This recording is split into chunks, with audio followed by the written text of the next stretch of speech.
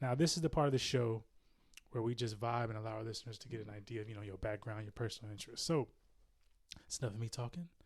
But Dan, why don't you tell us a bit about your story? Um, yeah, what made you want to do the work that you're doing today? Mm-hmm. Yeah, so yeah, I'm from County Durham, Mm-hmm. and I usually describe it as growing up in the shadow of Durham University.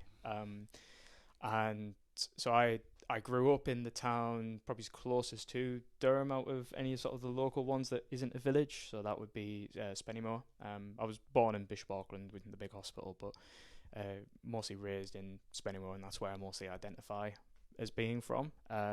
Ex coal mining town.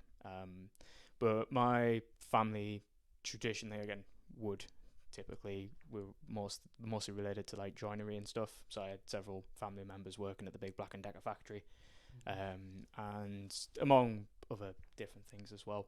But yeah, and just grew up very working class household. I never really thought of it as that at the time. Like I always saw us as like middle of the pack. But Mm-hmm. as I've grown up, I've realised middle of the pack from my background is actually quite further more into the working class nationally. Like, again, growing up in County Durham, it somehow is quite sheltered. I don't know if that's a wider thing in terms of sort of the wider sort of economical and sort of social thing around the country, but it did feel sort of sheltered within our own like little community here.